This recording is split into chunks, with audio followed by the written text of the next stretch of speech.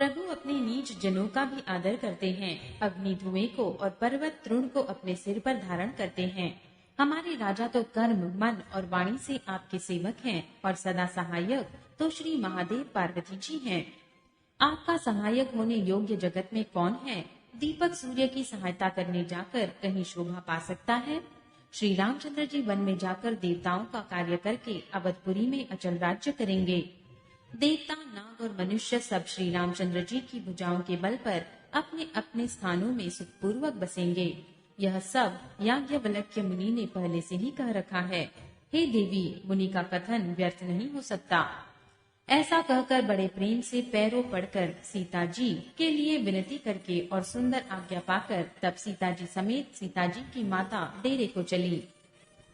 जानकी जी अपने प्यारे कुटुंबियों से जो जिस योग्य था उसी उस प्रकार मिली। जानकी जी को तपस्विनी के वेश में देखकर सभी शोक से अत्यंत व्याकुल हो गए। जनक जी श्री राम जी के गुरु वशिष्ठ जी की आज्ञा पाकर डेरे को चले और आकर उन्होंने सीता जी को देखा। जनक जी ने अपने पवित्र प्रेम और प्राणों की पाहुनी जानकी जी को हृदय से लगा लिया। उनके हृदय में प्रेम का समुद्र उमड़ पड़ा। राजा का मन मानो प्रयाग हो गया। उस समुद्र के अंदर उन्होंने सीता जी के स्नेह रूपी अक्षय वट को बढ़ते हुए देखा। उस पर श्री राम जी का प्रेम रूपी बालक सुशोभित हो रहा है। जनक जी का ज्ञान रूपी चिरंजीवी मुनि व्याकुल होकर डूबते डूबते मानो उस श्री राम प्रेम रूपी बालक का सहारा पाकर बच गया। वस्तुतः विदेह राज की बुद्धि मोह में मग्न नहीं है। यह तो श्री सीताराम जी के प्रेम की महिमा है। पिता माता के प्रेम के मारे सीता जी ऐसी विकल हो गई कि अपने को संभाल न सकी। पृथ्वी की कन्या सीता जी ने समय और सुंदर धन का विचार कर धैर्य धारण किया।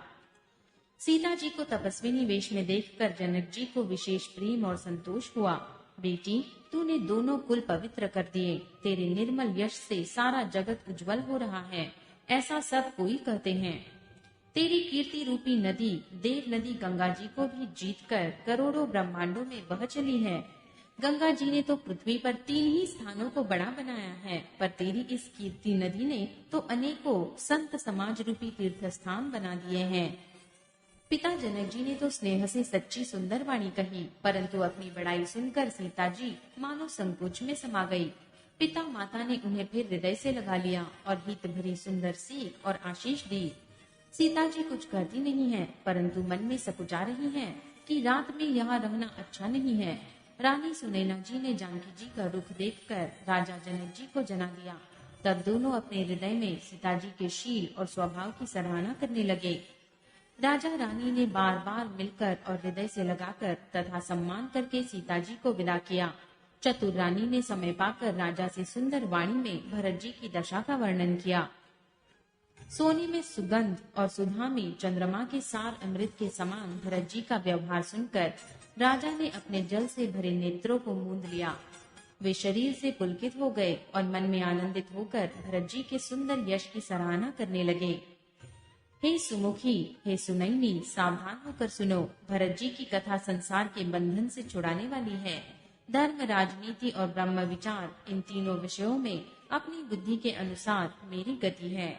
वह मेरी बुद्धि भरत जी की महिमा का वर्णन तो क्या करे, चल करके भी उसकी छाया तक को नहीं छू पाती। ब्रह्मा जी, गणेश जी, शेष जी, महादेव जी, सरस्वती जी, कवि, ज्ञानी, पंडित और बुद्धिमान सब किसी को भरत जी के चरित्र, कीर्ति, करनी, धर्म, शील, गुण और निर्मल ऐश्वर्य समझने में और सुनने में सुख देने वाले हैं और पवित्रता में गंगा जी का तथा स्वाद में अमृत का भी तिरस्कार करने वाले हैं।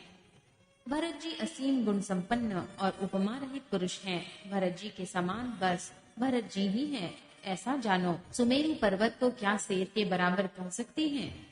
इसीलिए कवि समाज की बुद्धि भी सकुचा गई। हे श्रेष्ठ वर्णावली, भरत जी की महिमा का वर्णन करना सभी के लिए वैसे ही अगम है जैसे जल रहित पृथ्वी पर मछली का चलना। हे रानी सुनो, भरत जी की अपरिमित महिमा को एक श्री रामचंद्र जी ही जानते हैं, किंतु वे भी उसका वर्णन नहीं कर सकते। इस प्रकार प्रेम पूर्वक भरत जी के प्रभाव का वर्णन करके फिर पत्नी के मन की रुचि जानकर राजा ने कहा, लक्ष्मण जी लौट जाएं और भरत जी वन को जाएं। इसमें सभी का भला है और यही सबके मन में है।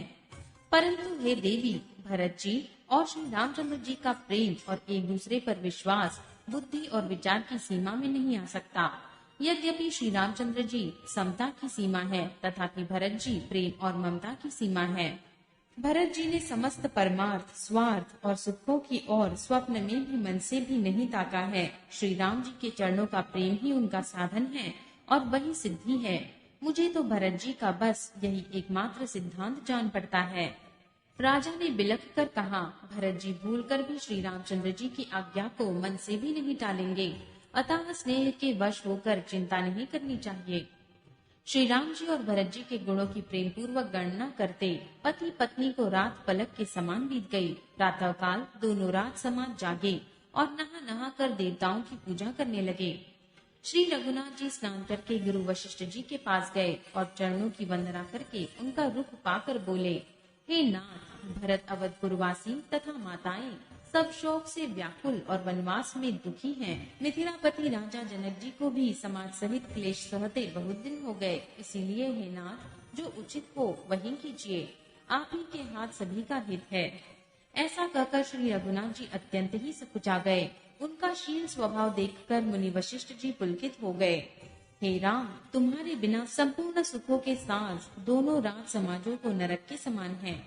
हे राम, तुम प्राणों के भी प्राण, आत्मा के भी आत्मा और सुख के भी सुख हो।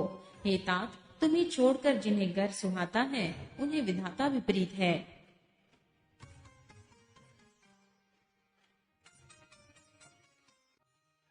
जहाँ श्री राम के चरण कमलों में प्रेम नहीं है, वह सुख, कर्म और धर्म जल जाए। जिसमें श्री राम प्रेम की प्रधानता नहीं है, वह योग कुयोग है और वह ज्ञान अज्ञान है। तुम्हारे बिना ही सब दुखी हैं और जो सुखी हैं वे तुम्ही से सुखी हैं। जिस किसी के जी में जो कुछ है तुम सब जानते हो। आपकी आज्ञा सभी के सिर पर है। कृपालु को सभी की स्थिति अच्छी तरह मालूम है, अतः आप आश्रम को पधारिए। इतना कह मुनिराज स्नेह से शिथिल हो गए। तब श्री राम जी प्रणाम करके चले गए और ऋषि वशिष्ठ जी धीरज धर कर जनक जी के पास आए। गुरु जी ने श्री रामचंद्र जी के शील और स्नेह से युक्त स्वभाव से ही सुंदर वचन राजा जनक जी को सुनाए। हे महाराज, अब वही कीजिए जिसमें सबका धर्म सहित हित हो। हे राजन, तुम ज्ञान के भंडार, सुजान, पवित्र और धर्म में धीर हो। इस समय तुम्हारे बिना इस दुविधा को दूर करने में और कौन समर्थ है। मुनि वशिष्ठ जी के वचन सुनकर जनक जी प्रेम में मग्न हो गए। उनकी दशा देखकर ज्ञान और वैराग्य को भी वैराग्य हो गया। वे प्रेम में शीतल हो गए और मन में विचार करने लगे कि हम यहाँ आए, यह अच्छा नहीं किया। राजा दशरथ जी ने श्री राम जी को वन जाने के लिए कहा और स्वयं अपने प्रिय को प्रेम को प्रमाणित कर दिया। परंतु हम अब इन्हें वन से वन को भेजकर अपने विवेक की बढ़ाई में आनंदित होते हुए लौटेंगे। तपस्वी मुनि और ब्राह्मण यह सब सुन और देखकर प्रेमवश बहुत ही व्याकुल हो गए। समय का विचार करके राजा जनक जी धीरज धरकर समाज सहित भरत जी के पास चले। भरत जी ने आकर उन्हें आगे होकर लिया और समयानुकूल अच्छे आसन दिए। तिरहुत राज जनक जी कहने लगे, हे तात भरत, तुमको श्री राम जी का स्वभाव मालूम ही है। श्री रामचंद्र जी सत्यव्रती और धर्मपरायण हैं, सबका शील और स्नेह रखने वाले हैं। इसीलिए वे संकोचवश संकट सह रहे हैं। अब तुम जो आज्ञा दो वह उनसे कही जाए।